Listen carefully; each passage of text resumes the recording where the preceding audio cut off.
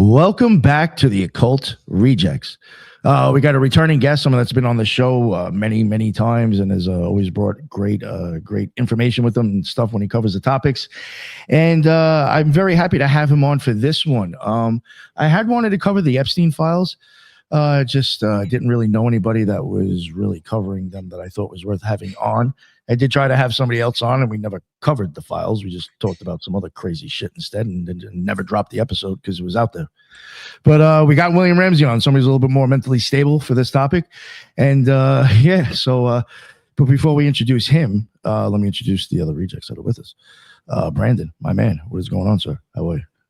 I'm doing quite well on this fine Saturn's day. Let's go deep, and let's go deep hard. That's how they say, and that's what she said. Everyone head over to Megas in the Media on YouTube, X, TikTok, Instagram. It's going everything myth, magic, and meaning in the world. It's time to battle those postmodern functionalist, mechanistic archons, and there's only one way to do that, and that's the uncover the signs and the symbols and the beauties of the world. So I'd like to thank Nick and everyone else, Ethan, everyone, just let's go hard. Thank you, William. I'm excited to chat with you. Let's do it.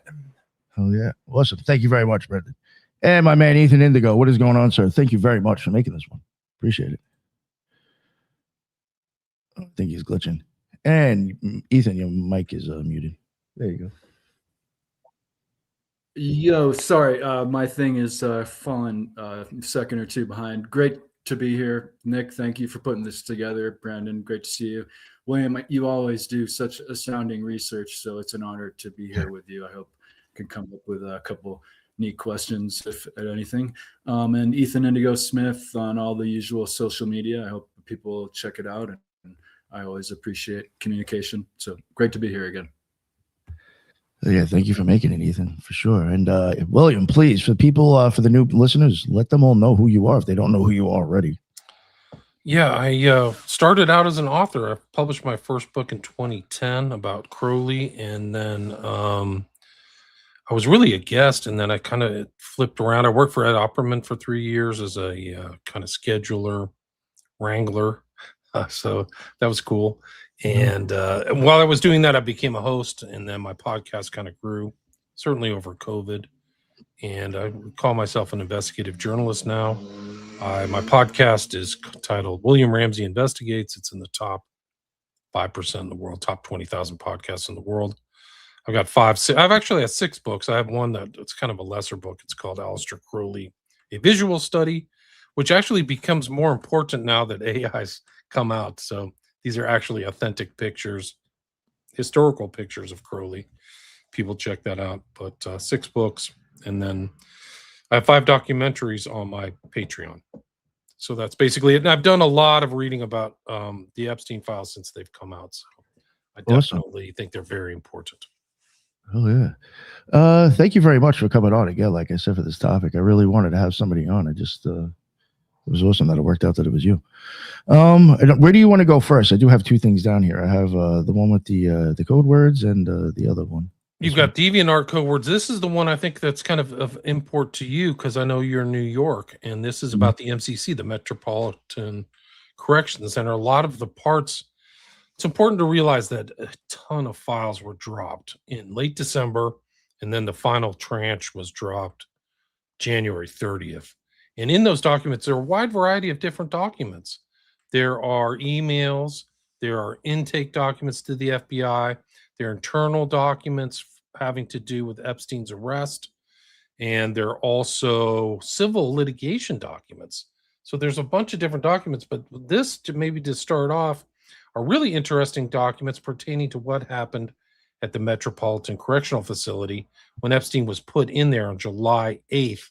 Of 2019. He was arrested July 6th at Teterboro Airport, which is where he would fly his private jets into. But I think what we know and what we're told by the media is that he was arrested and then he tried to commit suicide twice. Once was July 23rd, 2019, and then he successfully committed suicide August 10th of 2019. The internal documents, however, tell a much different story. than what the media is telling me. And I'll kind of guide you through here. Awesome. This is like the first thing of the DOJ talking about it. One of the interesting things that the Epstein files, as they were released, shows is that they just pinpointed everything on Epstein in the public, and that was it. The Epstein files show it's a network, and he's heavily connected. He's talking to so many people in the public that it's actually shocking to me how many people he was familiar with, Woody Allen and so many celebrities. But this internal document you'll see here, and it's the files are all categorized by this EFTA number. It's the acronym for the Epstein Files Transparency Act. So all you have to do is type in this bottom number on the bottom right into the justice.gov website, and these things will pop up. This one is EFTA 001614494, and it's the internal death investigation for the New York Field Office of the Federal Bureau of Investigation, right? A subset of the Department of Justice. It tells a much different story. Their internal documents. I don't think this document's ever been released to the public, not to my knowledge, before the Epstein Act. But you can just scanning through here, you can see how thorough it is. I think it's like 118. This is 118 pages of material, so it's almost like a mini document. I mean, a mini book actually about their take on the events. And either this is faked, which they put a lot of effort into it, or this is the real story of what happened to Epstein in the MCC. And I tend to believe this is more authentic than the story that he tried to commit suicide twice. Yeah, I even was saying to you before the show, even from my experience with the way, like, I was in the one in the city and then the one in Brooklyn. Because when you're in the feds, you get sometimes bounced around, or they have you in different places until you get your destination or sentenced. So I've been through both of them, and like, yo, I mean, they really don't give you much of a way to kill yourself. Like, I'm being for real. Like, down to like, if you want to write a letter, your pen doesn't even have that plastic on it. It's like literally just a little ink thing in the middle and the ball at the end. Like, they didn't even want to give you a chance to stab yourself in the neck. Like, there is no way you're going to fucking knock yourself off of one of those things unless you're like banging your head against the wall. At that point, you'll probably knock yourself out before you kill yourself. I don't buy it. It's interesting. Situation. Yeah, no, it's interesting you say that, Nick, is because in these documents, now see if I can find them, they show him on suicide watch, and somebody's making a statement every 30 minutes. Yeah, so they are up their ass. Yeah, so when comfortable for you either, like, they're kind of like assholes to him. It's interesting because they have him on suicide watch, and then all of a sudden they take him off. So why do they take him off of suicide watch? They also show that the most important camera that covers his cell, it wasn't working. It stopped working on July 29th, which is in and of itself suspicious as heck. They also show that the camera that is working and they show to the public is kind of deceptive. It's not actually showing the actual door of Jeffrey Epstein's cell. It's showing a different door, and I'll show that on here. It's very obvious. This document right here is what they released, the FBI, after he was arrested. And if you go down to the bottom, I'll highlight it, but there's a link here. It takes you to a video file, and that video file is not the actual door of Jeff Epstein's cell. It takes you to a different shot, and I'll show you very clearly in these documents what the DOJ did, either through intentional obfuscation or just negligence. They didn't tell the public what it was, because the layout of the two-tiered kind of system within the special housing unit is a subset of the MCC. So the shooting is completely away from everything else, and it's on its own. Exactly. He's like the number one guy in the jail, right? So like, he's in a special housing unit within this giant, like, I think it's 12-story building or something.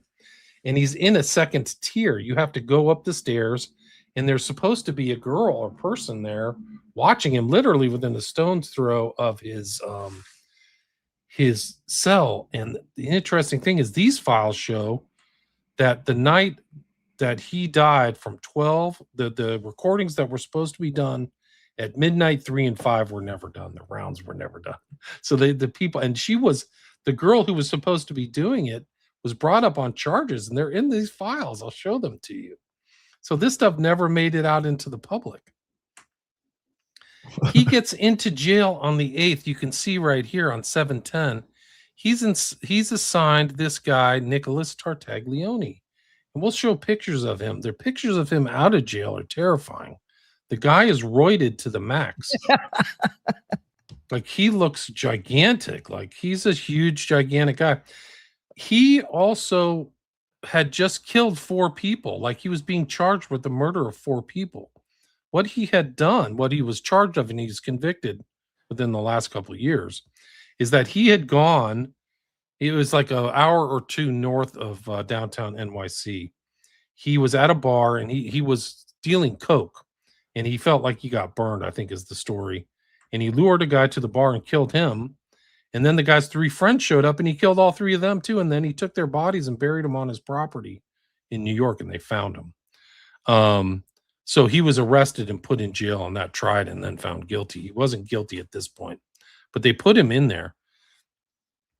They're questioning Epstein almost every day about his well-being. On 7/11, you can see here, chief psychologist saw Epstein for a psychological observation contact. He denied suicidality and did not appear to be in any distress at this time. So he says he's not suicidal. Then on 7/23, he's with Tartaglione. He suddenly gets brought in. Epstein told officer that Tartaglione's cellmate had tried to kill him and had been harassing him. Tartaglione claimed to have been asleep. So Tartaglione's story is that I was just asleep and I popped up and there was a rope around his neck. Like, this is barely believable for me. Like, I was sleeping and then I woke up. So Epstein's claiming that this thing is that he's trying to kill him. Then he's on suicide watch. So Epstein initiated on suicide from 7/23, and they're constantly asking him, "Are you suicidal?" Then he's taken off of suicide watch the next day. So they're believing he's suicidal, but then they take him off of the watch. See, that's even another thing. I think if you get put on suicide watch inside there, it has to be for at least 72 hours, regardless. So, like, even like people know, like, this is the whole thing. If you want to pull that shit to think you're going to get some special treatment, you're actually going to be in a shitty situation because you lied it for a fucking few days. So it's something to think about before you really want to push this stuff off. These are all very sketchy, Nick. This is like crazy stuff. On 7/24, the day after, Epstein denied suicidality and stated, "I have no interest in killing myself, and it would be crazy to take my life," even though he was depressed and unhappy about his current legal situation. So and they ask him again, on 7/25, he denied suicidality and said he was too vested in my case to fight it. "I have a life and I want to go back to living my life." He wants to get out of jail. Epstein then on 7/26, so 3 days after the event, Epstein denied suicidal ideation, intention, or plan and referred to himself as a coward. And "I'm Jewish," and said he was not someone who liked pain and would ever attempt to harm himself. So these have to either be forged or this is the real story. But there's no evidence that this is forged, It's just like, okay. Guys, like, I'm too much of a bitch to hurt myself. No. And he clearly is not athletic. So, I mean, he maybe rode around on a jet ski or something, but you don't see him ever playing sports other than ping pong. And wasn't there this element where he kind of wanted to like extend his life and procreate and put forth his genetic, there's no way he wanted to kill himself with that all in mind, right? He seems to have had a cryobank account, and he definitely wanted to perpetuate his genes, his genetic. He was kind of like a Bond villain in a lot of ways. 7/27. Cannot remember what happened in SHU. He didn't know what happened in the special housing unit. He denied suicidal ideation, said, "I'm a coward." So he says it again. He would remain on psych observation. At 7/28, denied suicidal ideation. 7/29, remained in the hospital 1 week where it is safe. So he felt threatened. He wanted to stay in the hospital.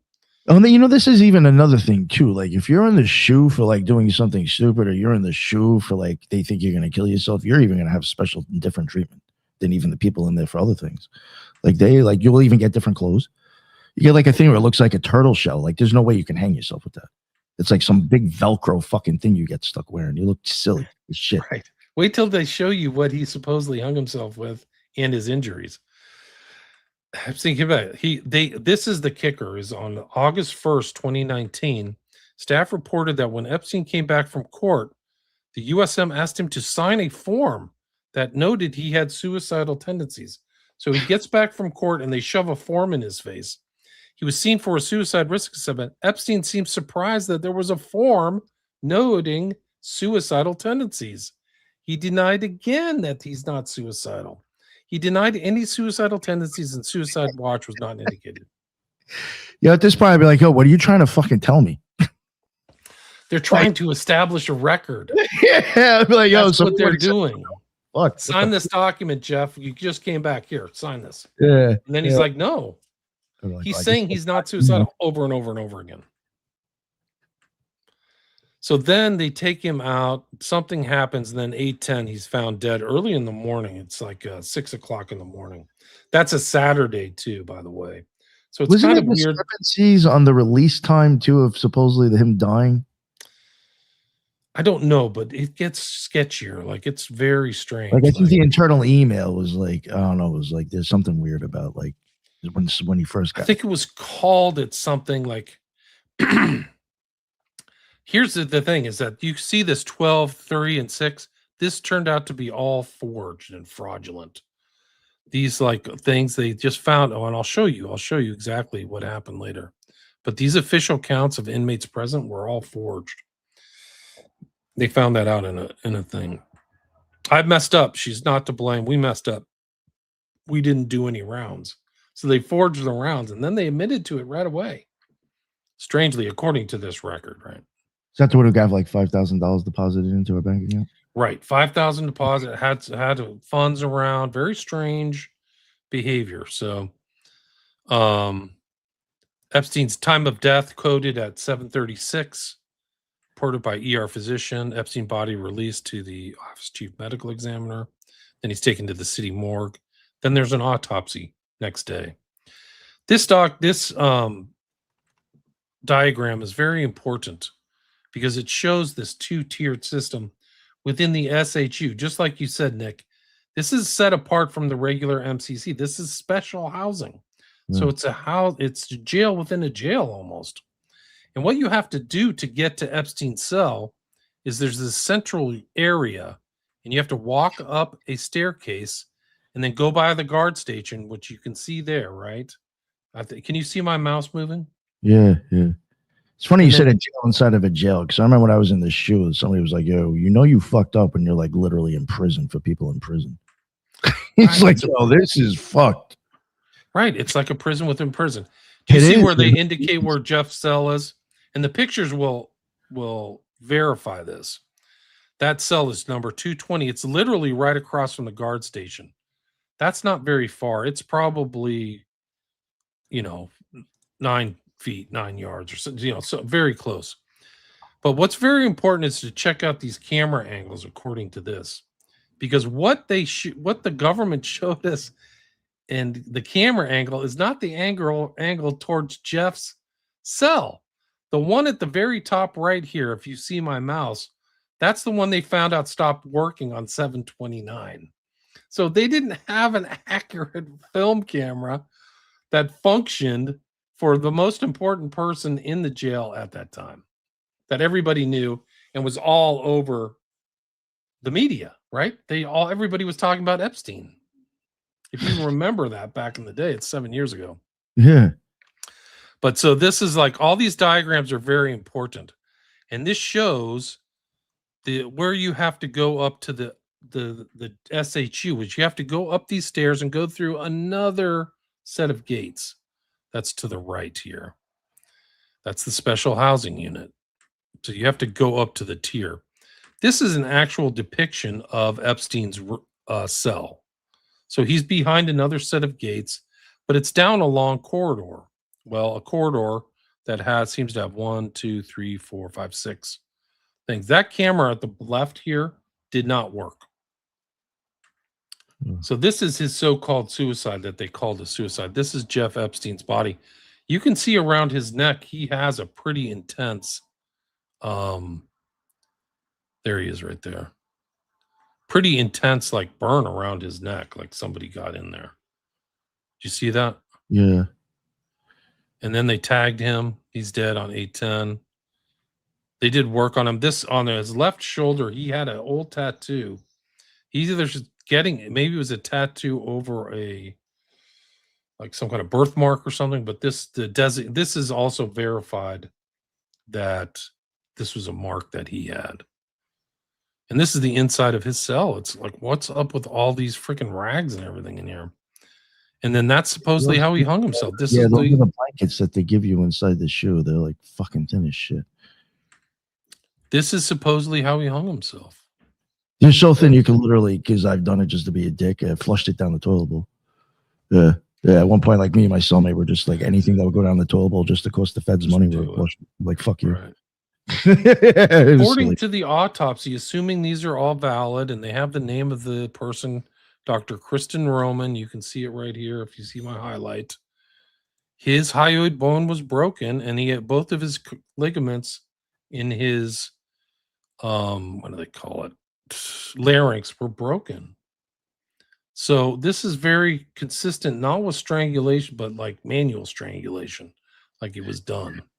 Yeah, that's like even something I want to like mention, like from looking at the jail cell, like maybe it's not like when you're in there, maybe it's a little bit different, but like the way those bunk beds are made, like even if you tied that shit around your neck and tried to hang yourself, like I don't really think that's going to work. And second of all, it's not going to look like that mark he has on his neck. I just don't think you can pull that off in there. I don't. Like that looks like a lot of pressure and tension, and for a while, I don't think you're going to get that from hanging yourself off of a bunk bed. Like I just don't. I don't think so either. It's going to be sufficient enough and all that. It just, to me, it just doesn't make sense. Like you're barely going to be hanging yourself if you're like, if part of your body is on the, like, it's what I'm trying to get at. There isn't even enough room to really even hang yourself correctly. You'd have to force it. It would almost like you're doing some weird BTK shit where you're trying to choke yourself on a doorknob, jerking off. Like it would be like, it's like you're trying to choke yourself, honestly, to even hang yourself. You're not going to like, how you'd have to be doing that forever to get that mark on your neck. Yeah. The story doesn't wash. But this is the internal document right here. Investigation review of Federal Bureau of Prisons Custody Care Supervision of Jeff Epstein, June 2023. Investigations Division. And I don't think this ever came public, but it's 118 pages, like I mentioned earlier. But it's an interesting read. I could probably do a show on it. But they break everything down in time, dates, times. I mean, but also these diagrams are very important because they show the angles of the cameras. So like the angle of the cameras and how the special housing unit is laid out, the jail within the jail. And what they showed to the public of the camera angle is this angle that I'll show you. This is the real angle of Jeff's cell. If this was, you can see right here on the bottom left, his cell is right where those kind of clothes are, those rags or whatever. It's not that door, but a door before it. And that camera at the end was not working. And that was the crime scene. That's what the L-tier entry door looked like. And this is his door, and that's him right there. I mean, this photograph is of Jeff. Right? So that's how you designate how somebody's in there, 220. That's a picture of the inside of his cell. That's what it looked like, empty cell. This is the door to get into the SHU. But what they did, an average human when they're standing up, sorry to interrupt you, it's like your head's already going to be like level with the bunk guy. Like you're not going to be able to really fucking hang yourself too well like that if you're already that close to the top. You know what I'm getting at here? Like it's really hard to do that. This is what they said he hung himself with. I don't think, come on. Piece of orange cloth. No way. Especially like when you know like what that's made out of. It's like, really? Like that shit is like fucking thin as fuck. It's like it's worse than like one of those hospital blankets that they give you. It's like pointless. Thomas explained when he first entered Epstein's cell, he had an orange string presumably from a sheet or shirt around his neck. So he made a string. Epstein was suspended from the top bunk in a near seated position with his buttocks 1 to 1.5 inch off the floor and his legs extended straight on the floor. It just doesn't wash. Something about this. I think you'd have too much of your body weight still supporting you on the ground somehow, to an extent as well. I mean, even if you're trying to lay sideways, I mean, it's just I don't get it. I don't buy it. Knowing how it is in those things. He wasn't alone in the L tier. There was 2 inmates right across him whose names I haven't been able to ascertain yet, and somebody else there. So if they're not doing the rounds, all you would have to do to ace Epstein is open those doors together and let somebody go in and do the job, right? Oh yeah. Like that's all you would really have to do. This is the news. This is what they're suggesting is the news, Nick. They don't even state that this is it. The inmates won't even know what's going on either. Nobody was really going to be able to see anything. You know what I'm saying? In a jail within the jail, guys. He's not in general pop at all. They probably would beat him up because he's a pedophile too. So that's always. Oh yeah, for sure. For sure. Unless they sent him to Fort Dix, then he'll do all right over there. There's too many of them. But these diagrams are very important because they show the cameras. This is what they showed the public is this angle. This is not the correct angle. This is to outside of the his cell. This is what they showed the public is figure 6'4". Well, his door was also 220, right? It's not even in the right number. Right. This is what they told the public was it. There's 10 hours of video shooting just to the center of the special housing unit. Why did the government show that? They're lying. They're obfuscating or they're bungling. They're just showing you the CO's bubble, and that's it. It's the doorway to the L tier. That's not the right angle. So all these, like, they're showing it. This is figure 6'7". Location of non-recording camera in L tier. It's the one for Epstein's cell. You literally have the most important guy in the country or most important guy jailed person, and they don't have a functioning camera. Warden who was not scheduled to work at the institution later. FBI forensic analysis. FBI sees all hard drives.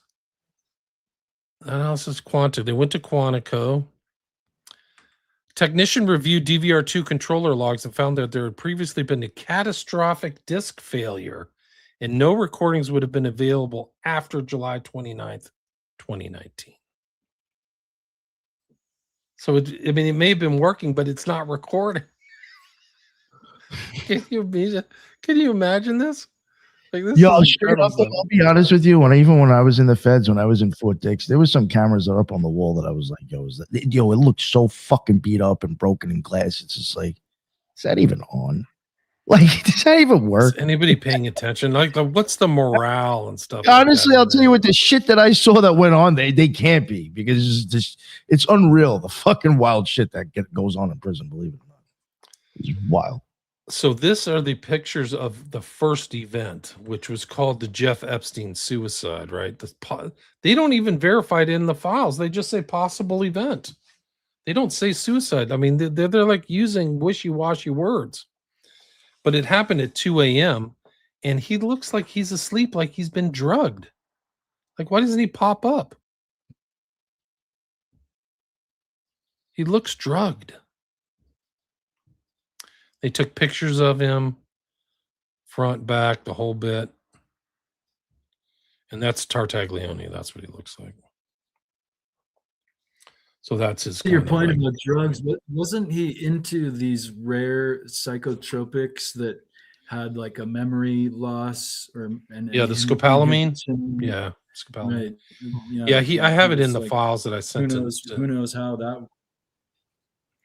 Yeah, it's called in Colombia, they call it angel's breath, and it basically gives you amnesia for like 2 days.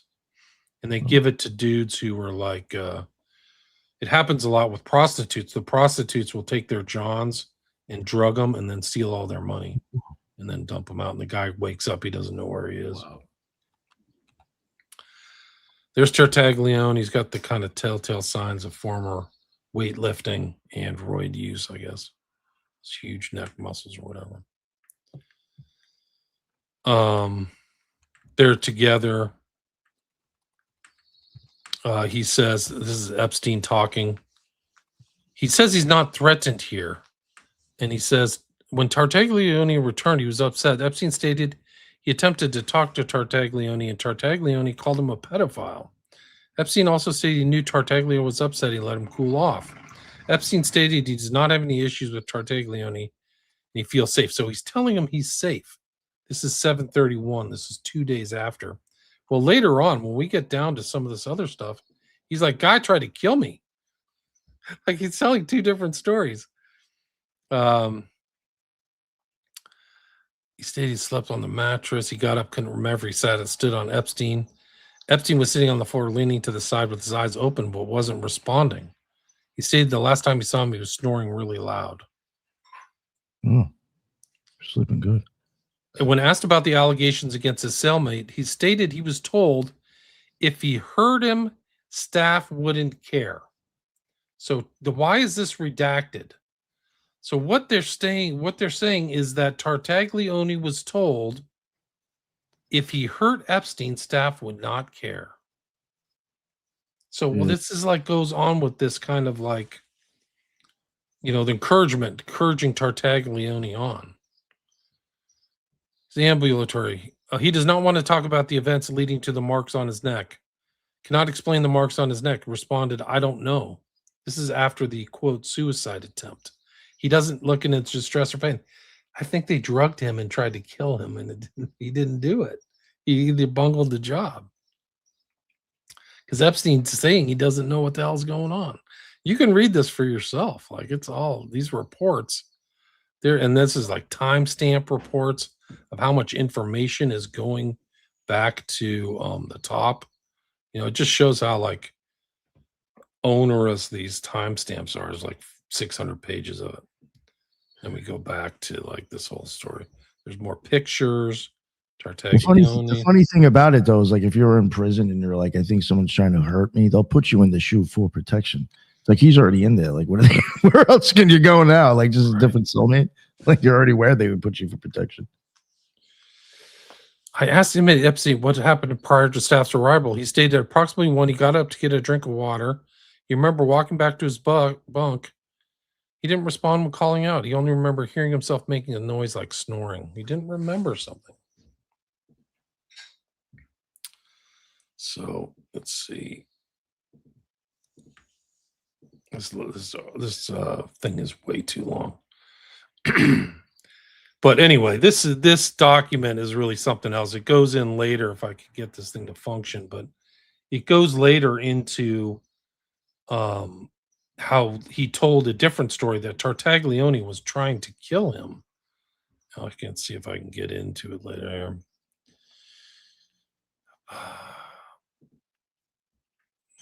While observing inmate Epstein, he sat up on the bed and telling this is different. So it's D. Clark. It's Lieutenant Anderson, right? He says this is a different story than what Epstein's saying. While observing inmate Epstein up on bed and telling me that he thinks his bunkie, Tartaglione, tried to kill him. Inmate Epstein also stated that his bunkie also tried to extort money from him and stated if he didn't pay him, he would beat him up. He stated it's been going on for a week. So once he gets somebody from the outside of the shoe, he starts telling him a different story. I asked inmate if he told staff about this, and he told me no, that he'd only told his lawyer. So he's not telling the staff at the jail. He went on to say this bunkie told him that if he beat him up because of his charges, the officers would not report it. And because of this, he was not comfortable telling the officers about the prolonged threats and alleged attempts to extort him. I immediately reported this to the lieutenant. None of this made it out to the public, to my knowledge. This is also important. These are documents, and you can just check out these numbers. They're right there. They're in the documents. EFTA 000-52885. G Operations Lieutenant. One thing I will have to say, I mean, I guess maybe it'll depends on the relationship or the intelligence of the dude that was locked up with him, but he does seem to tell him a little bit more than I think he should be. Like, who comes out and admits all that? Like, it is a little weird to even be telling him all that. He's afraid. He doesn't want to tell the housing staff because he knows that people, if they kill him, they don't care. So he's got to find somebody who he can kind of let know. This is like another. I'm inside of the cell. I noticed Jay Epstein was snoring on the floor of his cell, appeared to be asleep. We made several verbal commands to him to wake up and to get him to his feet, but they were all unsuccessful. This is consistent with somebody being drugged or something going on. Like he doesn't pop up. He's not fully conscious. After said attempts, Lieutenant Anderson asked for a stretcher to retrieve and safely remove him out of his cell. Now on the stretcher safely out of 9 South Special Housing Unit into the awaiting elevator. So they have all these records of like what happened on 7/23. I called out to inmate Epstein and observed him flicker his eyes and continue snoring. His neck was red with no abrasions. I observed no further injuries. An attempt was made to get the inmate to stand on his own with negative results. He couldn't stand up. The inmate was placed in hand restraints and staff was directed to retrieve the stretcher. I mean, it's just, he doesn't even know because he's either drugged or like knocked out. Here's all the like times that people coming in and out. But I think later on in this document, you can see the elements of like, here's his hanging suicide. They go in all his medications, methylprednisone, insulin, docusate sodium. I don't even know what that is. He had some other guy, Efrain Reyes, was supposedly there. There's no record of him, so I don't even know what the heck is going on with that. That's Efrain Reyes. I couldn't find out evidence of protesting. This girl who's supposed to be watching him, her name was Tova Noel, and they were thinking about prosecuting her. She had an indictment. I thought, and then nothing happened after that, right? I don't think anything happened. And then you mentioned the $5,000, a total of 12 deposits. This is according to Megan Kelly, not me. Total of 12 deposits have been received, culminating in the largest one, 5,000, 11 days before he died. What's really weird, she didn't start working in the special housing until July 7th, weeks before his death. Oh, man, almost like she was put there for that shit. Oh. It's not outside of the realm of possibility, guys. They have so much See, here's the 30-minute round policies. This document shows on the right they're supposed to make rounds. The cell, this is actual depiction of the cell. Events of August 9th, Tova Noel. So this is about her. So if you go through this, she's lying. All these counts are fictitious. In reliance on that falsified count slip at approximately 12:49, Control Center cleared the 12 a.m. count. So she's falsifying these accounts. Why? That's what they're saying, not me. This is from their documents. Tova Noel and Michael Thomas, the defendants, so this is the potential thing, were additionally responsible for conducting the 3 a.m. and 5 a.m. institutional counts at the SHU, the Special Housing Unit. As confirmed by video from the MCC's internal video surveillance system, Noel and Thomas did not complete either the 3 a.m. or the 5 a.m. counts. Noel and Thomas nonetheless completed and signed count slips for both counts that falsely stated they had completed the 3 a.m. and 5 a.m. institutional counts. Just another thing I want to mention too, real quick. A lot of times when they do this shit, when I was in Fort Dix, like in the feds, you're allowed to have emails, and I didn't. They threw me in the shoe for mentioning people that I was in prison with in emails. Said it was a breach of security. I just got fucked with, but I ended up being stuck in there for a little bit. So I have experience inside there. When they come around to do those checks, 90% of the time you're getting woken up because they're actually shining a flashlight through the fucking window into your face to see you even move, to make sure you're still alive. So like them not doing this, I mean, that's, that they fucked up for sure. They got all the It's really hard to get a lot of sleep actually, because they're always waking you up every time they go around to make sure you're there. It's fucking annoying actually. My whole point is like there's tons of documents about what happened in the MSU, and you can read through them at your leisure. This is a 1,500-page document. It's crazy long. Anyway, that's my MCC. A lot different stuff going on there. He says his guy's trying to kill him. He won't tell the guys at the shoe because they don't think he's listening, but he's told his attorney supposedly, and these guys who came in to investigate suicide.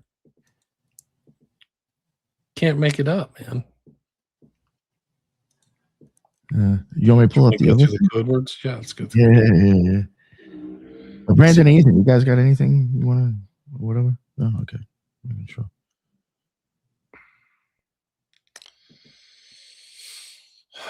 Epstein code words. These well, are I guess I do.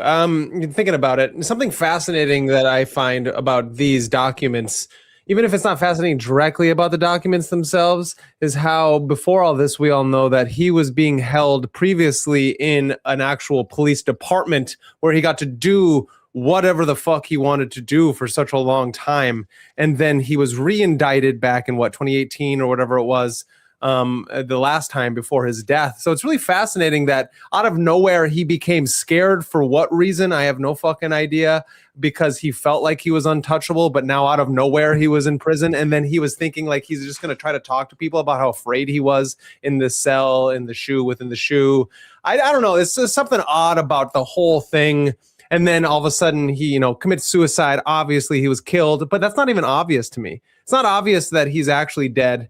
It's not obvious that any of this in this even document, this is so easily like falsifiable, so it's like, I'm not saying anything about you, William, but it's so fascinating that how like all these documents are coming out and yet we're still missing like fucking 300,000 different pages. And so Trump's only released half of these documents because obviously he's in them along with all of his friends. I just listened to Lutnick being interviewed by Congress right now, and he's like, I will only talk to the special House committee. She's like, no, we want to know now. And so I find all of this so suspicious that it's like, what do any of these documents any mean? And it's so boring that the average muggle doesn't want to fucking look at these things, because it's like, what is it like if you can help me, William, understand for myself and the audience why any of these documents matter, I guess is my question. That'd be great.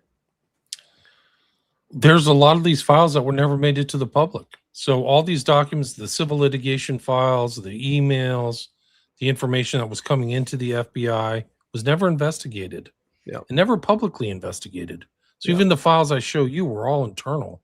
I don't think they were ever proffered or presented to the public so that people could figure it out. Right. And I kind of stated at the intro of our talk, the public thing is that Epstein tried to commit suicide twice, but those documents, why would somebody fake something that's totally different story that made it look like somebody was trying to kill him and set up a fake story about him wanting to be suicidal when he's saying, I'm not suicidal. Yeah. So like they would continue the cover up. So they would just like write some fake documents and say, yeah, he was suicidal. He was wrecked. We had a psychological eval that said he was trying to kill himself any way possible, choke on the food here. Yeah, but that's not the case. So it doesn't make sense that they would actually fake these. If they were faking the documents, they would just say suicide. No, Tartaglione was trying to kill him. He's saying he's trying to kill him. And then he turns up dead on a thing where they're thinking about prosecuting the person whose job it is to watch him and keep notes. And they're saying that that's not happening. Yeah, it's fascinating. And I'm going to bring this up from my angle of kind of what I hit it from my channel. Is the idea is that we are always being told different things in our media, like shows like Blacklist and all these different that kind of like whodunits when there's a deep state and there's some special crime bosses, and then you get all this interlinking. We're starting to realize, as we all know, as the curtains fall on all of this stuff on the clown show that's going on, is that they're like things are usually stranger than we can ever imagine. And so it's fascinating that the mafia crime bosses and the three-lettered agencies integration with the governments is that it's just even though the names are different, they follow different rules, they all use each other interrelated. And so the government uses the mafia uses people like Epstein, because Epstein wasn't just, it's like everyone wants to state that he was working for the three-lettered agencies. And it's like, no, like the three-letter agency were working for Epstein and the people that he is working for, these oligarchical fucking parasitic class. And so it's so fascinating to me that it's like, how easy is it to put on a mask as your Epstein going into this prison, and we don't even know that the initial person is Epstein himself? And I think these are questions that need to be answered, because it's like, we all know that CIA has masks that they can put on that make you look exactly like Biden, for instance. He's like a rumbling, bumbling like robot walking around, but really they just put a mask on the robot and he looks exactly like one of Elon's fucking cyborgs. And so I'm halfway joking with that. That's a joke. But the idea is that, like, we know that things are stranger than they ever assume them to be. And so documents like this, I think, are really important, because I think it's really important we have documentation. But why I'm here is to ask these questions about what is fiction and what is reality and what is in between these things. And I'm just here to tell the audience that it's like, read these things for yourself, just like you should go out and read Plato, read Aristotle, read Homer, read these fucking documents so you can start reading. And the idea is that if you have a symbolic logic background, which most people don't, but you can learn logic, you can read these things and you can start seeing the nonsense from what is real. And most of the time, it's a 1,500 page document. You'll get fucking 5 pages that actually mean something. But I will say, when it comes to stuff, it's even kind of reasons why I might have stopped myself. Perfect example. I have William on for it because I do think it's interesting, but for me, it's not worth my time to go into. Yeah, I agree. But I am very much kind of starting to question a lot of stuff that is being declassified to us. Because even with certain occultists, not to get into which ones, but if it wasn't for the CIA or the Fed supposedly handing us paperwork, their names wouldn't be repeated every fucking day. And as an occultist, regardless if it's good news or bad news, as long as you're active in everybody's fucking head, that's all that matters. That's all that matters. So I think some of this stuff, I hate to say it, may sound crazy, may not be true, but it's getting you to talk about them all the fucking time. Yeah, I agree. So I do question what with Epstein. My hands are up in the air with if I even think he's dead or not. But I do think there is value in looking in these things, because I think in some extent there is probably actually occult shit being leaked to an extent. Oh yeah. I think there might be some value, but I understand where you're coming from. But I do think I do want to know what's in these things as well, though. Yeah, no, and I do too. And we've been listening, and I think this is all fascinating. And it's just nice to kind of take a second and kind of take a breath and remember the occulted nature of our reality and how important it is to know that our black ops departments are 30 years ahead of what we have right now with our iPhones and our computers, 15 to 30 years. It's like there are 15 to 16 to 17 scientists have died over the last year, talking about deep technology that things like Epstein were working on with these three-letter agencies across the world. And so it's really fascinating that these documents, it's if he was in prison, because we always have to steel man the argument. And so it's I'm steel manning this. This is real. These documents are real. Epstein was in prison and he supposedly committed suicide. Okay. Obviously he didn't commit suicide, because that fucking the Michelangelo bandana that he wrapped himself around and then hung himself supposedly, that's no one can even jerk off to that. So it's you know what I mean? It's you can't even asphyxiate yourself to allow that to even do anything to you. And so it's so fat, you could just rip that, let alone a 200-pound man in a small prison cell. So that's what I'm getting at. It almost doesn't make sense for that. It doesn't make any sense. It doesn't make any sense. I wanted to add something too that actually is very much exoteric occultation. I've heard in New York City prison system, and this understandably was a federal building within Manhattan, but in the New York City prison system, the corrections officers will put forth the idea that they don't really want to report that there was a fight. And there's this phrase hold it down, which in kind of, I used to understand it as like being tough, holding it down. In the prison system of New York, it's like, you're going to hold it down. You're not going to say you just got beat up, because then I'll have to file forms and there'll be more problems type of thing. So it's almost like an implicit kind of inclination to occult or hide what's going on by the corrections facilities. Like as it says, he was afraid they wouldn't do anything.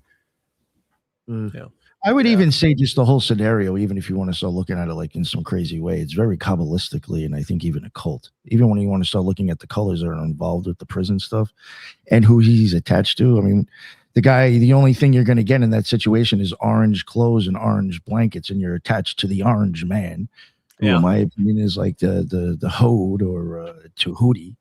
Like this, not to get, it would be a lot. And then when he's, you know, in Suicide Watch, he's got green on, which would be Netzach, which would be right next to Hode as you go up the tree to fucking die anyway.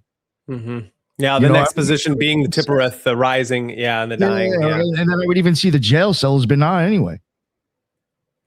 Right. Yeah. No, that's fascinating. If you have to get really deep into it, but I see a lot of Kabbalistic shit that even make you think that death is the fucking end result anyway.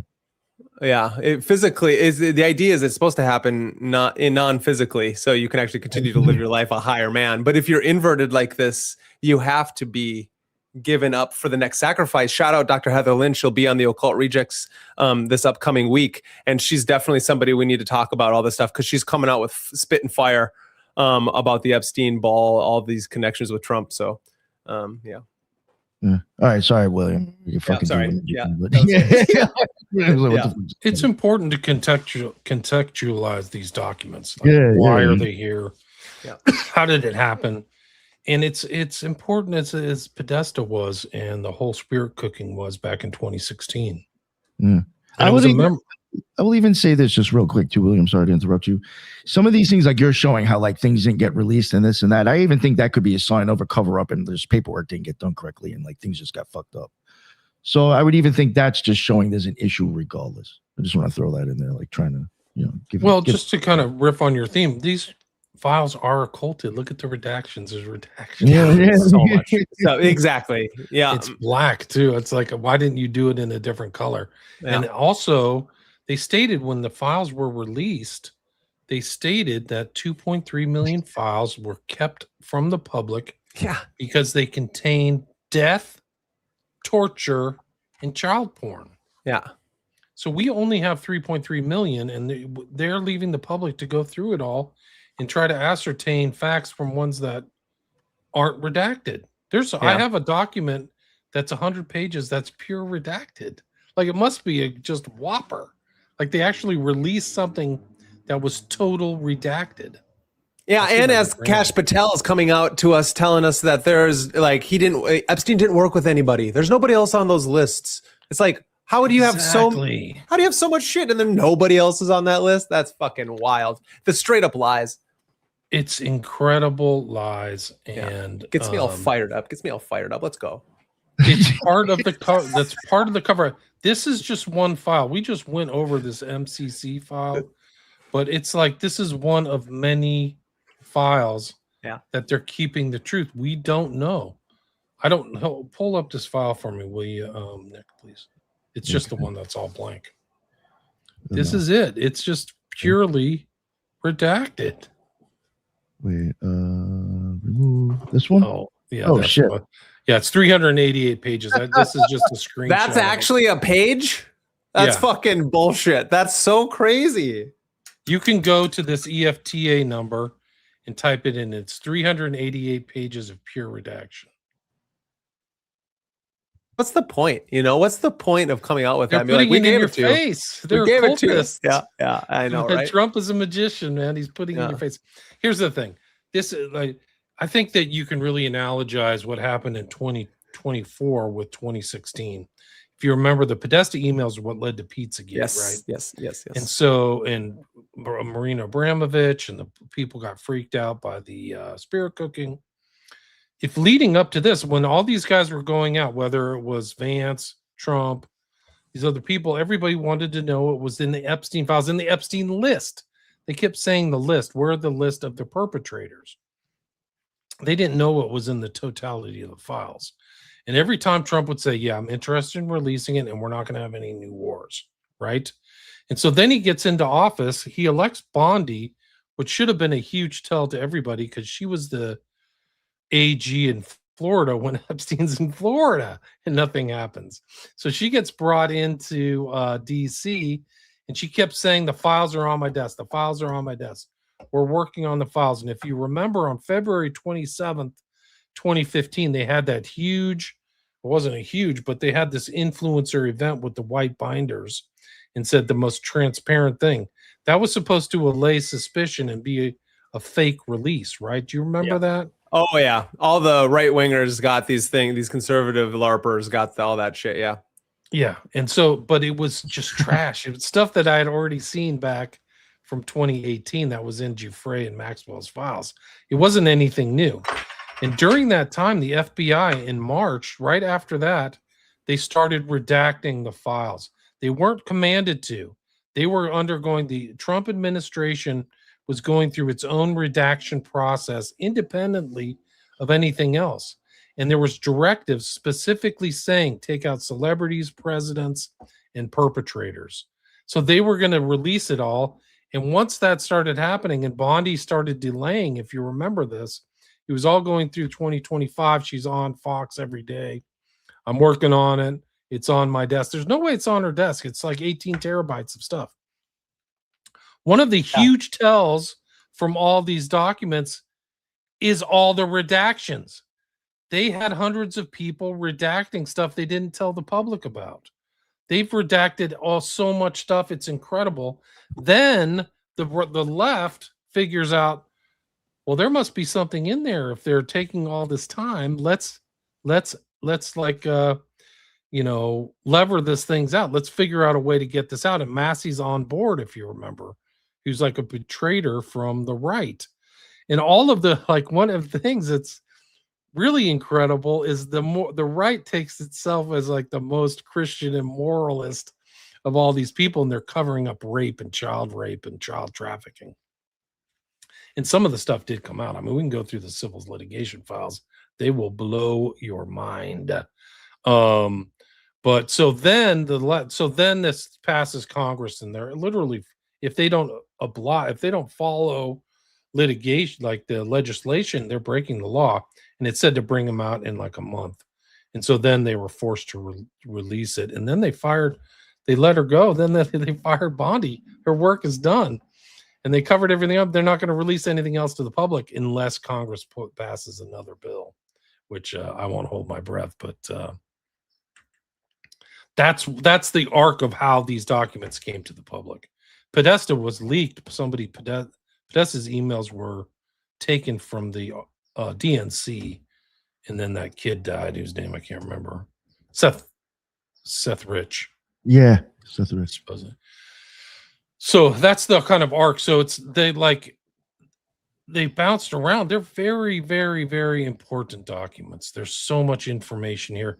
And the stuff that wasn't redacted is because the people who are doing the redactions don't know these code words.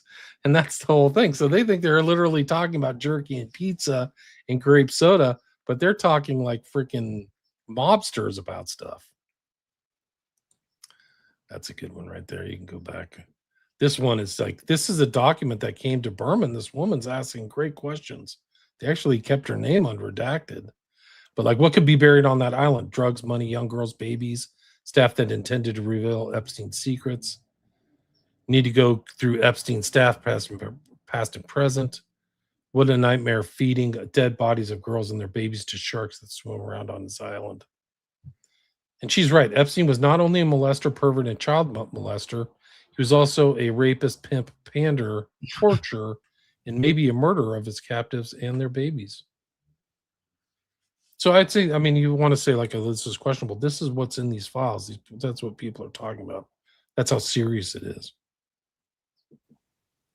And one of the more topical, even though it's severe, things that have been maybe revealed, suggested at least, is that like soft and easy case that he got in Florida, and the the easy time that he had to serve was actually reduced in its accusation because there were probably, and said to be anyway, much younger girls than the teenagers that they try to put forth. Where, oh, it was only this, you know, but it was probably younger girls included too in that whole arena.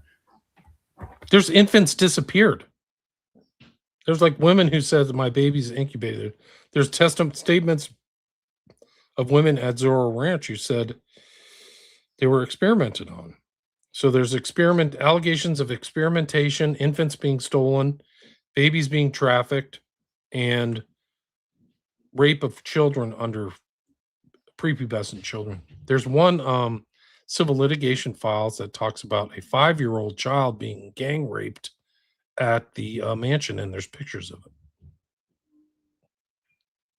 So acts of unspeakable depravity are in these files that were unredacted for some reason. I don't even know.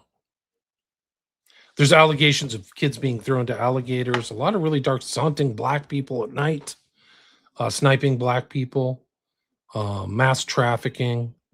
Courtney Love's dad said that stuff that was going on at Zorro Ranch, it's 100 times worse. Zorro Ranch, if you look at the topography of the layout, it's literally a mansion in the middle of nowhere. It's literally not surrounded. There's nothing within like 15 miles in circumference. Yeah, I've seen somebody that recently has been going over there, or they went over there and like were just showing like what it looked like and how like security is still heavily active. Like you are not getting on that property. Things have been dug up before the investigation restarted by New Mexico. The New Mexico legislature thought things were serious enough that they passed legislation that granted a new investigative team $2 million to look in the events of Zorro Ranch. They're trafficking people from Mexico and Juarez. And if you look into the Juarez femicide things, it's not that far from where the Zorro Hell Ranch was. Zorro Hell Ranch is like east of Albuquerque, south of Santa Fe. It's maybe like 300 miles from the border. Jeffrey Epstein, according to these documents, was in Juarez. He was in Mexico. And he had like operators working for him, special forces people he's associated with.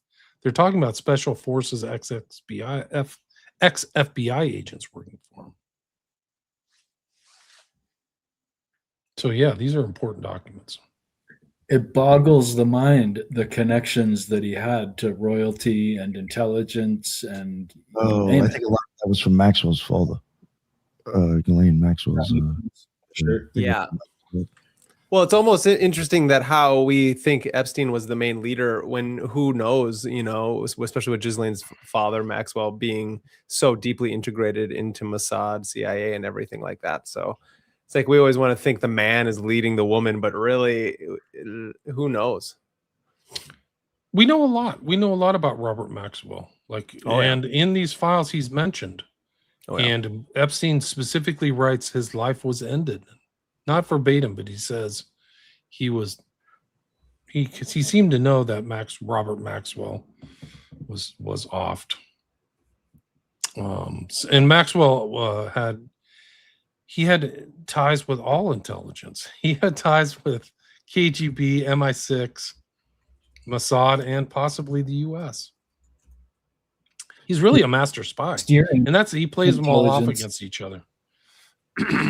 Well, then isn't there?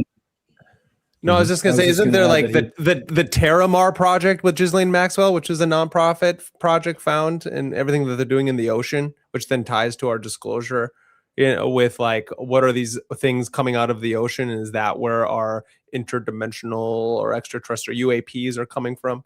And so there's all these weird overlapping. Anyway, Ethan, I didn't mean to interrupt you. Oh no. Thank you.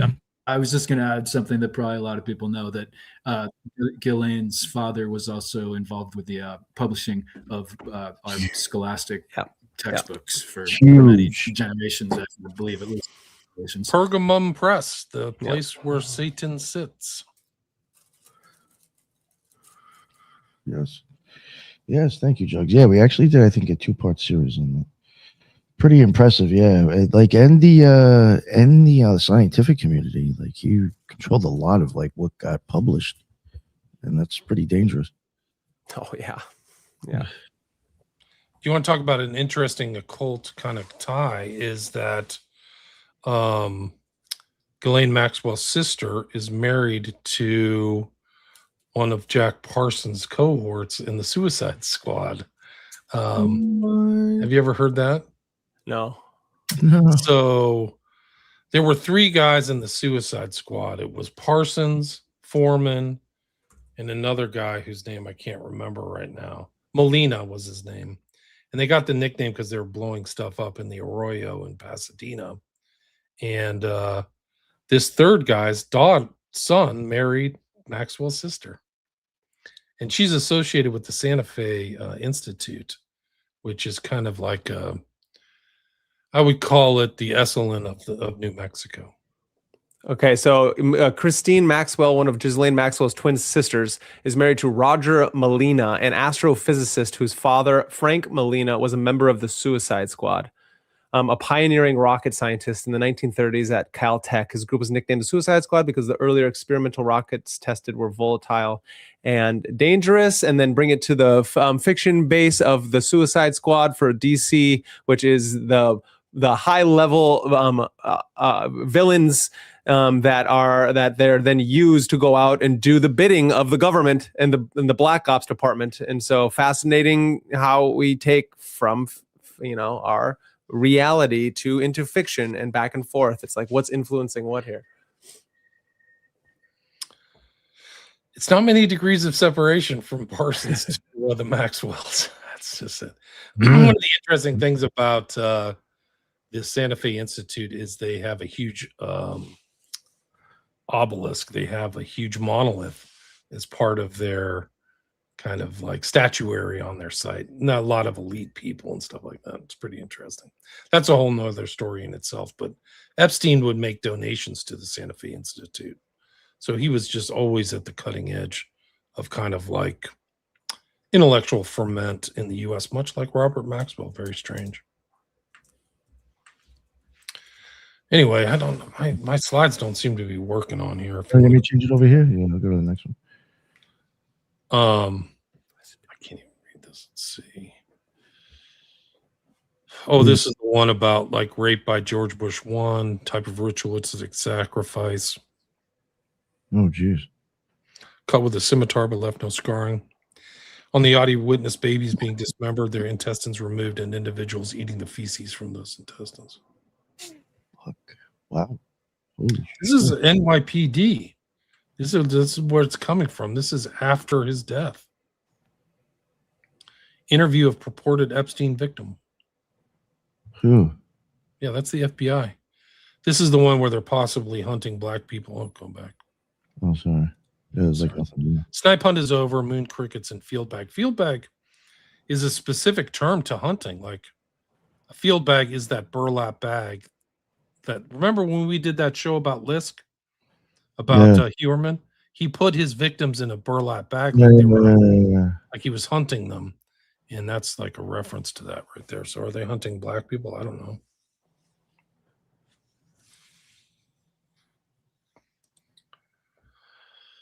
This is an explanation with snipes and hunting and the quail hunting and things like that. You covered those scientists that were been dropping dead. I've been looking into it, I saw somebody yesterday. It's just like something that made me think about this in its own sense, like kind of what Brandon was talking about earlier. Just sorry to go off on it. Just thought about it now. I was watching last night. Somebody was like, I watched like maybe 20 minutes of it, not the whole show, where they were getting into like what's up with all this shit, and they showed how like one of these people somehow tied back to one of the Challenger people. And like, depending on what type of like conspiracy theorist you might be, for me, there's enough proof out there to where I do question if those people are dead, because you can kind of find them again online still doing Oh yeah. Like professors and school teachers, right? Yeah. So I'm like, this? I've heard of that. Because if the Challenger wasn't real, is any of these people even really dead? Yeah, go watch yourself, Nick. You're gonna Alex Jones yourself here. John Podesta even ties in with them as well. Oh yeah, his wife is like friends with like somebody who's like in the middle of all this, and I'm like, what the fuck? Let alone the Chester Bennington / Podesta connections on if that's the son to father thing. And Let me find out John Podesta is just like the screenwriter for all this fucking bullshit. yeah. Oh yeah. Tolkien study brings up the death of David Wilcock too, who is kind of tangentially maybe related to the scientists. People are speculating. I don't know if you guys looked into. He was asking if you looked into that one. Well, I mean, he owed the IRS millions of dollars, let alone was scammed by some corporation that it was taking. Yeah, millions of dollars to the IRS, they're saying. And has been scammed by some place that it was taking also millions of dollars from him. And he already, I would state, is more mentally ill. And Gaia TV just knows how to bring in the mentally ill individuals and basically Scientology them. And so they take weak-minded individuals, just kind of push them out there because, I mean, he's been crazy from the beginning. Even in my younger hippie days, in my younger 20s, I was all like, that guy, Edgar Cayce reincarnation. Can we talk about this? The Cayce. Yeah, how do you extend yourself with over millions of dollars? That's just it's crazy. Yeah. All right. Yeah, when you mentioned this before, I was like, wow, I have not heard that word in a long time. Yeah. What? So does Moon Cricket come up in the papers? Yeah, I just showed it. It's in that email. Yeah. Go back. That's it. One more forward. I've actually never heard that term before. I don't know if that's my ignorance or... It's a dated term. It's an old racist term. Yeah, that's old. It's like from the South, is my understanding. It's like, what was that? Is that moon? It's like, why can we just leave the crickets alone? I mean, like, why do we make it into a racist with the crickets? With anything. It's like, leave them anyway. Leave the crickets out of my house, but like, they're outside for a reason. Oh, no, they are. No, that's a grasshopper. That's the theme of these code words. They're using code words a lot. Yeah. Of course. Yeah, it's crazy that they're even saying that phrase at all, right? It's like, and that's in the emails that you just pulled up, right? Yeah, he mentioned it before, and I was like, "Fuck, I haven't heard that in a while." That's fucking crazy. I was like, I wonder if they're using it for that reason. Here's Cream Cheese Baby. Somebody explain this to me. This is from Epstein to somebody. They redacted his name. Why would you redact it if they're just talking about cream cheese, right? Yeah. Like, who cares? I just want to have a bagel with cream cheese. There are millions of babies, very little good vegetable cream cheese. What the fuck? Yeah, I've seen some stuff. The obsession with the beef jerky and the cream cheese, it would seem, is so alarming. It's definitely something. Go back to that earlier email, will you, please, Nick? Read the one before that. Before he sent it. Oh no, sorry. Go the email on the chain. LOL. I don't know if cream cheese and baby are on the same level. It's okay. There is still enough time today. Trying to schedule a priming for 5:30. Fuel explosion 9:45 p.m. We'll bring a new engine startup video. Fuel explosion. What? Oh, yo. I was just thinking how interesting it is. They want to make us believe that like we're overpopulated, even though if you travel across the United States, there's just hundreds of miles of nothing going on at all times. And hear me out. This is just me talking, but it's this idea of like, look at they're in Santa Fe, right? Nevada, or in New Mexico. There's nothing for, it's so fascinating that like the kind of experiments that you can do when no one is around, because of you own massive amounts of swatch. Like Bill Gates owns hundreds of thousands of acres around Denver and all these places. And so you can just do crazy shit when no one is noticing, especially if you're the one running the satellites and the panopticonic overwatch of all things. It's fucking crazy. Yeah, this is code words. I don't have any idea. So this one is weird. The next one, yeah. This is somebody, Johnny Grass, explaining it. It's coagulated milk inside of livestock stomachs and intestines is how cheese was discovered. He's saying what they're talking about eating coagulated mother's milk from the intestines of freshly killed infants. I guess, I don't know. I never, Jesus. No, I heard that. This is diabolical. Should 2GAEE. Should I drop off your cheese around 3 or leave at 3:01 for someone to pick up? You have to remember, Jeff is rich. He has private chefs. He never cooks. There's never pictures of him cooking. He gets everything handed to him, breakfast and everything. He had this thing where he ate a bran muffin every morning. He had very specific things. You have to have the bran muffin. These are the things. You put it in the microwave for 25 minutes. You serve it to me. And they have rules for the house too, which we could go through, which are really annoying. But you serve it to me with this spray on butter, and that's what I eat every morning at 7 a.m. So once he gives you crap about cheese. Not to like hop on it, but like some of the weird shit in here, like you wonder, like, is that even like really happening, or is that whatever? I covered, like, I think it was 2 weeks ago. It wasn't a detailed thing because I didn't really want to get into it and make it too shocking because it was just disgusting anyway.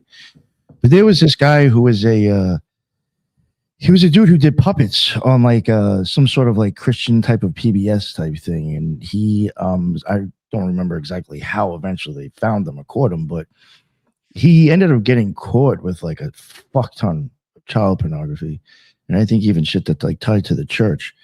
But like the most disturbing shit that they found on this guy is that they found him in these Yahoo chat groups, and like he was having detailed. People want, you can go back to Sword and Scale episode 20.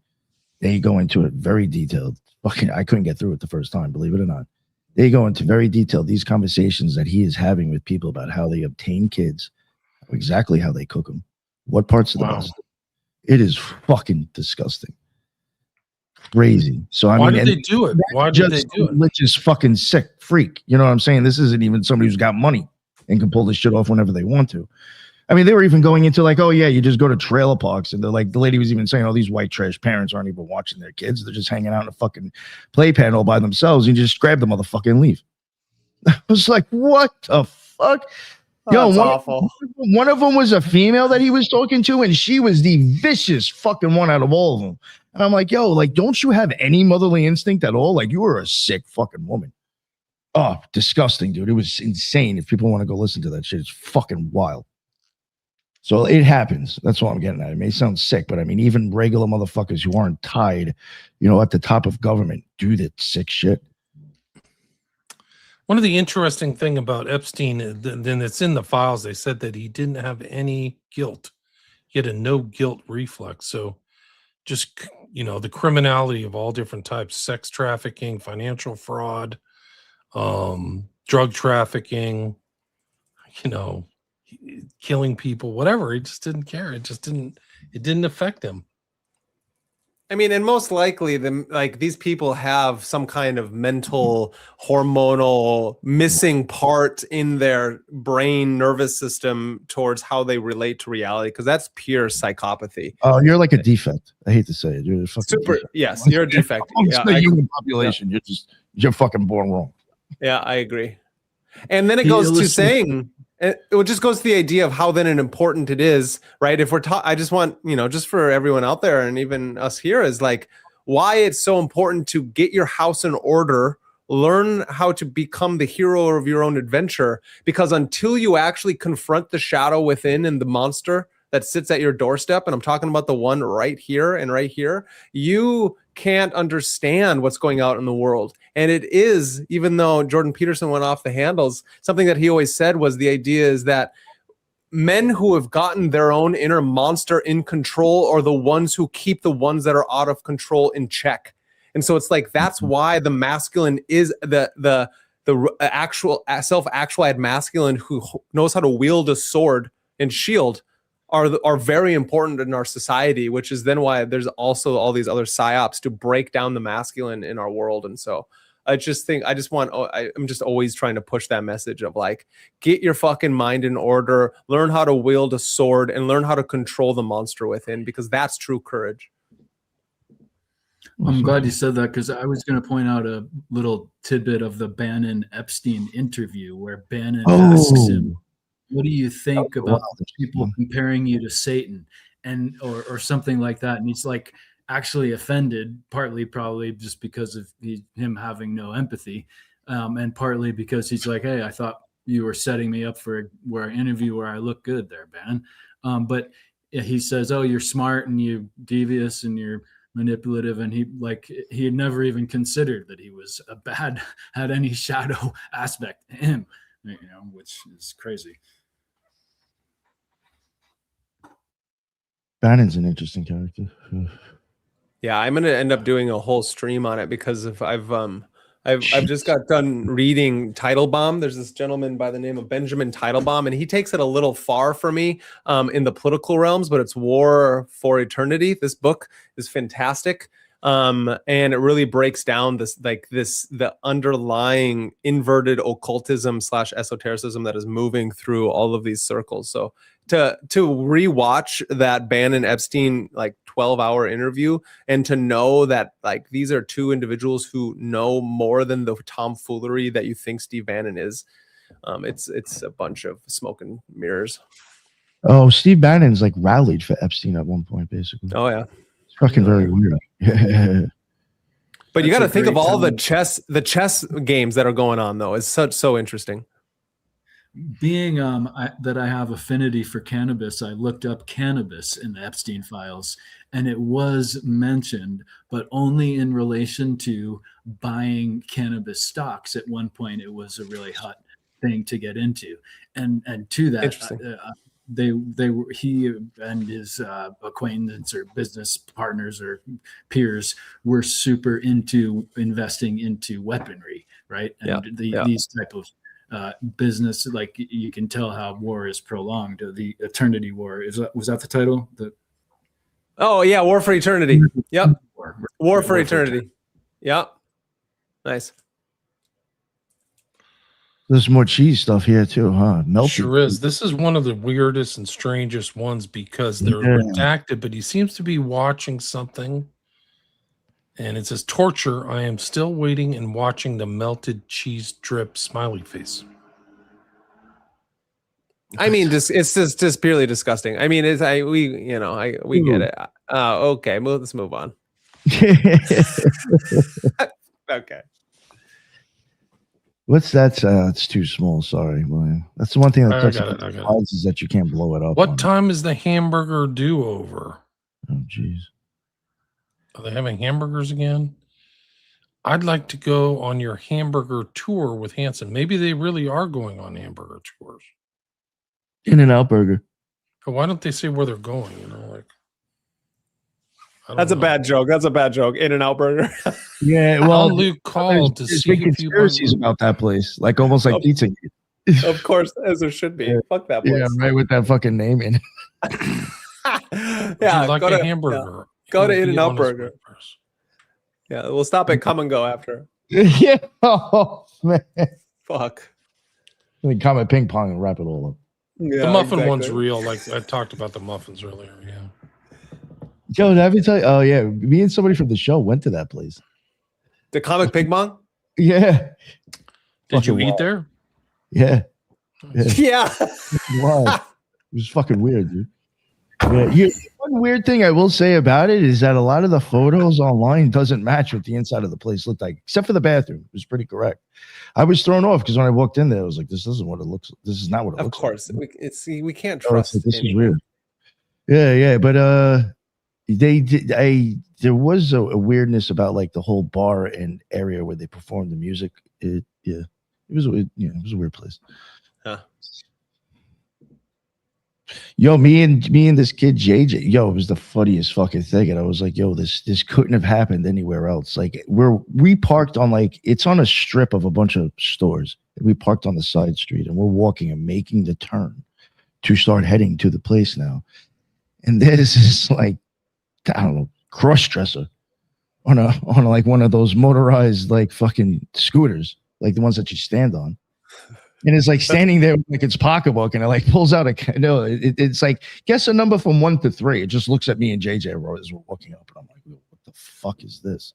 Uh, I'm just looking at it, I'm like, and we're starting to walk the corner, across the corner. I was like, 2. I just said something just to see what the fuck it'd say. yeah, of And course. it goes to pull out like a calendar and starts to ask something else. And JJ's like, "Oh, we ain't got time for that." And we just started walking, but and then he like throws a tiff and gets on his like little scooter and goes. Yeah, and I was course. like, of course we ran into that going to Of comment course. ping pong. Yeah. Like it was just so fucking unreal. It's Like, kind it of was- like you're on acid walking around, and it's like a magnetization for the fucking crazy people. That's what those like. It's like sectors of hell on Earth. Yeah. Yeah. Fucking wild. Yeah, all right, sorry. Yeah. Yeah. Muffin Man. The Muffin Man. Now we got muffins. Yeah, I already talked about that. You know, he actually did have a muffin recipe. Oh God. Can you go to the next one? Yeah. That was it. 3 extra large eggs, 3 cups dark brown sugar, olive oil, bran, wheat flour, flaxseed. What the fuck is digestive bran? I know This what is the bran one. is. Yeah. It's The what next one's a tell. You mean a soft, radiating glow. You mean radiating a soft glow with the look of bliss and excitement. Yeah, that's the pizza. Yeah, you know what happens when I eat pizza? I fucking get bloated and I feel like shit. You know, that's not like any pizza I've had. Yeah. Especially when you start getting older. Send Yeah. to Bobby. Yeah, and who sends emails like this? You know what I mean? My emails are strictly business. May I bring in your slice of pizza to you? That may be right. I don't know. Respectfully, Daphne. Yeah. Yeah, from Scooby-Doo. Daphne Wallace. Massage was another one of his code words. He really didn't mean massage. It meant Ooh. sexual abuse. Well, that's what it sounds like from some of the stories. Thanks, Leslie. The chicken matter touches my heart. Dick Cavett. Here's his code words. Oh, Jesus Christ. It's Another from one. Dissident Media. Oh, fuck. Walnut. How do we deal with the frozen tuna? Like he's really interested in that. I have your cereal, Rothschild. You're super rich. You have a investment fund of $160 billion. I got your cereal. You at 10. Right. Yeah. These guys, it's like these guys aren't going to their fucking pantry and just pouring themselves a bowl of cornflakes. Yeah. That's what I do with my super rich elite friends who eat caviar, beluga caviar by the gallon. Yeah. Got your cereal. This is weird. Waterboarding with ice cream.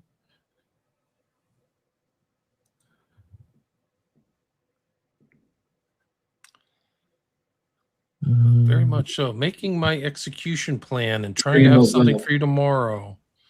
Bones, plastics, blood, guts, all bound by science that I understand. Partners, plan, revenue, jobs, gangsters. Okay. No, you know who I saw? He was contacting he was asking him to do work with him. I thought it was actually really interesting. Rupert Sheldrake. He popped up in the Sheldrake, yeah. yeah. He didn't go like it wasn't showing that he was like going anywhere with the dude, like going to his island, but it was showing that he was having conversations with the guy that he wanted him to work on something at MIT with. Yeah. Well, to be honest, that makes a lot of sense. And not because I think Rupert Sheldrake's a pedo, but because of his work on morphogenic fields. I mean, it is the cutting edge of You agree? Yeah, no, I know where you it's mean the by that. cutting edge of science and consciousness. If people out there don't know morphogenic fields and Rupert Sheldrake's work, please go out there. He got banned by TED Talk because of he had the top 10 most banned scientific rules. I watched that shit. It was Yeah. fascinating and brilliant, and it's I'm sold on it. He did a whole video series about the telepathic nature of not just animals but humans as well, and the interconnectedness with morphogenic fields. It's beautiful. Well, no, I thought it made sense even from an occult angle. I was like, I would Yeah. use the fucking guy too if I wanted to do some Of weird shit. course. I mean, I want to interview him for my channel, and I'm not fucking anybody. You know what I mean? So many times, dude, to get that guy on. I've tried so many times. Okay, we're gonna try again. Yeah. I told him I was going to. I was like, dude, every 6 months, I'm just going to keep asking until I get tired. That- I told Good, him. good. All right, next one. Peter called Guy and asked him if they killed the deers, and Guy said yes. Get the dead deers. Why does he pluralize too? That's the other thing. Crash my Little speech. C. Little C Crash stuck Little A. on the rocks. Sea toad here. So what is that supposed to be, a deer that crashed on the that's dead on the, like what? Yeah, I don't know. Frozen food. Gear is frozen food. Mark Lloyd is finance. Lyndon Lee is many companies. Hyatt is sex slave. It's just like word Among the salad, though. Who discussion- knows what that means? Yeah, right. Among the discussion of beef jerky was frozen beef jerky references many times, and it's like, what? You don't freeze real beef jerky, right? Yeah, I don't think you have to, really. No. Yeah, I would think the frozen thing, well, I don't want to get too into it, but I'm assuming it might be like frozen body parts. I don't know. Cereal. Go to the next one. I think there's Oreo. Oreo Oh, ice I cream. heard mentioned. something about Oreo coming up in his shit or something. I heard about that. People thought that was weird. That's interesting. Oreo, which is black and white, is slide number 33. I like that there, William. That worked out well. Memo to mature, health-minded vampires. You might want to consider eliminating your treats to victims under age 30. JEE was right all along.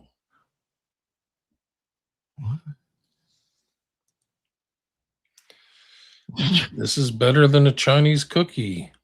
Let's go for pizza and grape soda again. No one else can understand. Go no. That weird shit. This is Francis Derby. That's the chef at Cannibal. Nick, I got to run. I got to wrap it up. Okay, yeah, no, that's fine. Yeah, I think Magus had to get We going. can too. do another show. I mean, Yeah, sure. this is like 50, 60 hours of Epstein material. There's so much. Well, I from would even different say angles. the show at the beginning I thought was actually really interesting, to tell you the truth. So that was cool. Even though technically it wasn't the files everybody's thinking of. That shit was with the prison is actually interesting.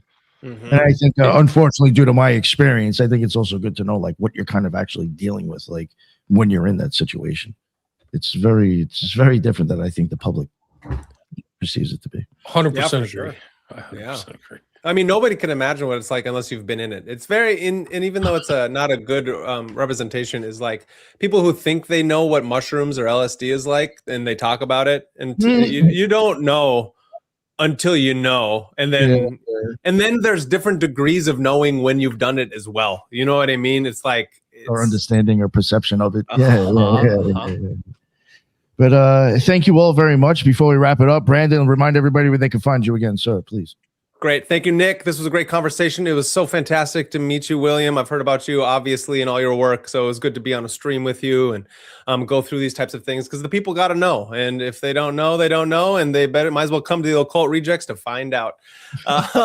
So it's just one of those things. Everyone head over to Magus in the Media, where we break down all things myth, magic, and meaning in the world. Subscribe, like, and share. Got work coming out all the time. Interviews, video essays, live streams. Next live stream, I'm going to probably do one tomorrow on my own. Who knows what it's going to be about, but it's going to be about something.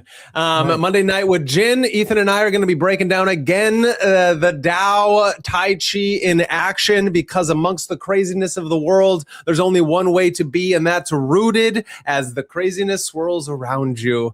Go to Instagram, X, TikTok. Just please subscribe, like, and share, because we got to take down the archons together. Thank you again to Nick, and as always. Hell yeah. Definitely go check out that show with him and Jen. Besides, not even from them, I've actually heard from a lot of people that shit is fire. I'm a little Thank you. jealous. So for real, I've heard a lot of good stuff about you guys teaming up. So definitely go check out that show. Thank Ethan, please, my man, let everybody know what's up. William, thank you so much for presenting all that great material and research you did, and great to be here with you guys too. And Ethan Indigo Smith on all the social media. I got a few books out there. The Complete Patriot's Guide to Oligarchical Collectivism is sort of related to the subject at hand. And I always appreciate many articles to come, and always appreciate being on here with you guys. So thanks, Of course. everybody. Love having you on, Ethan. Always glad when you can make it, my man. And William, please let everybody know what's up with you when they can find all your amazing research and stuff, please. Well, they can find all of our old shows, Nick. We've done at least 10 or 15 on a wide variety of subjects. They can find them at William Ramsey Investigates or Occult Rejects, and top 0.5% podcast in the world. William Ramsey Investigates, 5 books, and all my stuff is on Patreon. But thanks for having me again. It's great to talk with you. Hell yeah. I was going to fix you before, but I was like, maybe I'm wrong because you said 5%. And I was like, no, you're in the top 5%. Top 0.5. 0.5. Yes, 0.5. Because I was like, I'm in the top 1%. There's no way I beat your show. I was like, he had to have fucked that up. Like, yeah. Oh, maybe I misspoke. Yeah, 0.5%. It would be the first point. That's impressive. That's huge, man. That's awesome. Yeah, that's a lot. Yeah. Yeah. Good for you, man. But yeah, go check out his shit. If you've never heard of him before, go check it out. Definitely did a lot of work together. Go check out that stuff as well. And I'm sure it's on both of our channels. So you can go find the Occult Rejects on his as well. But thank you again, William. We'll definitely get you on again at some point, maybe to talk about this or something else. And thank you, everybody in the chat. That is what's up. And until the next one, everybody be well.